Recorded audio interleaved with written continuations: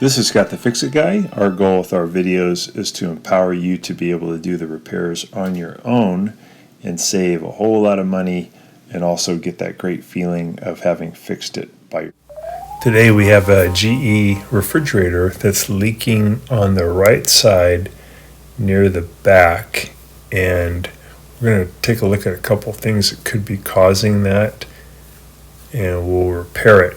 So a couple things can cause a water leak with a fridge. One could be a blocked defrost drain line. What we're doing here is we're unplugging it and then we're turning off the water supply, and then we're behind the fridge. We pulled the fridge out away from the wall.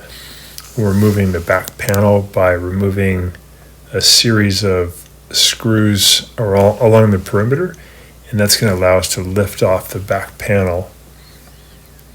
Turn the water back on, and now I'm going to remove the front panel. I took out opened up the doors all the way and took out two Phillips head screws from this front kick panel that's below the doors. And if I pull that off after I get the screws out, I'll be able to visualize the little water tube that goes between the back of the fridge and the left freezer door. So there might be water leaking right at that white connector we see on the left-hand side. You could also look down underneath and just see if you see any water underneath that little plastic tube. Those tubes get kind of brittle over time. If this video is helping you, please consider pressing down in the lower right-hand corner of your screen the subscribe button, and that really helps our channel. Thanks.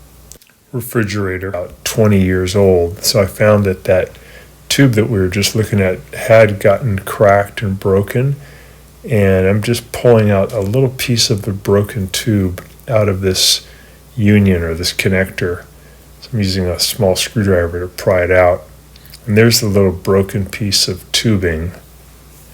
And I ordered a new, brand new tubing from Amazon, and I'm going to be using that because the tubing had gotten really brittle over time. It's pretty close to the compressor, and the compressor gets really hot.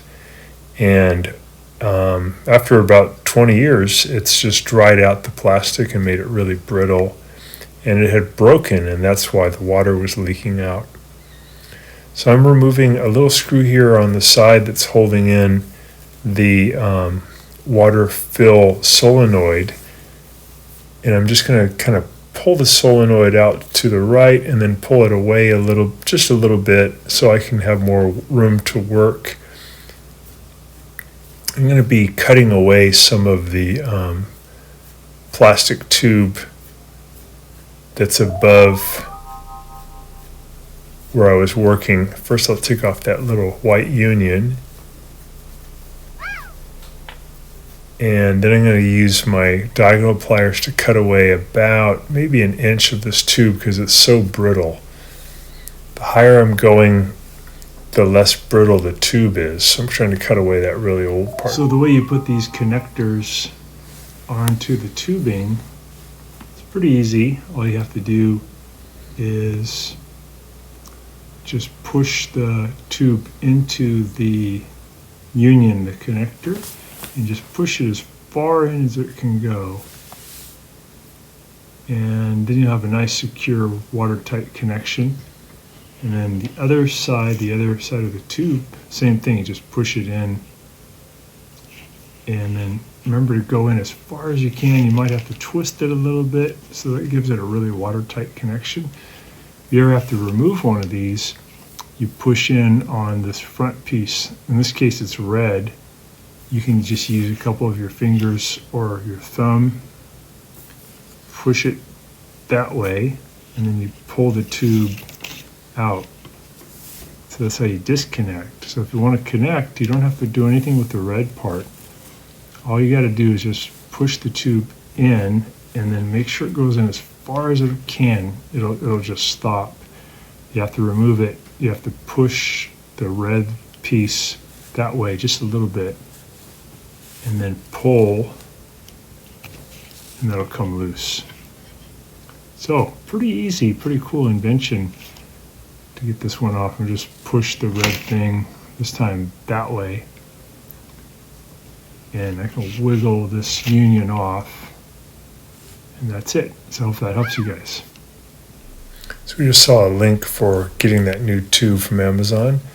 And if we look over here to the right, we can see a close-up of how that tube from the top was cut, and then we put the union on, and then there's the brand new tube that's going down, and that's going out toward the front of the refrigerator to the freezer door. So that cured the leak because we replaced that bottom tube that was going all the way to the freezer door that was cracked. We're putting the fill solenoid back into position, then adding the screw back in.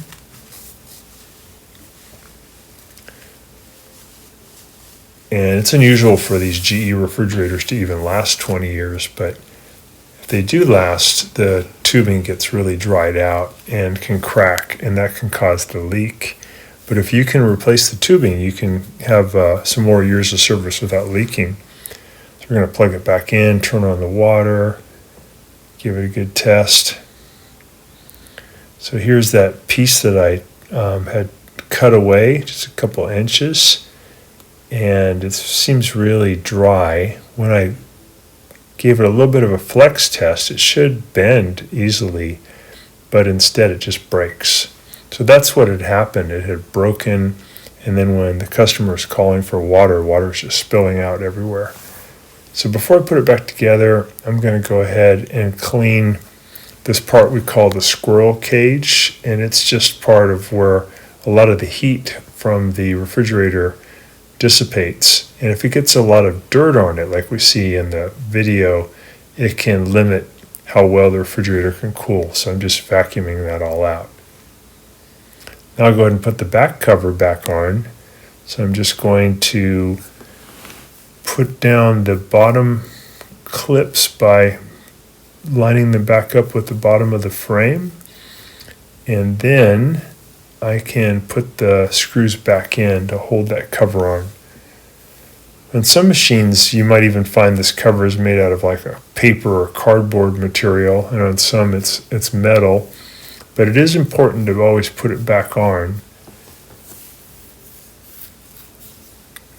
And it's part of what's helping air to flow in to keep the refrigerator cool. Just getting those screws back in.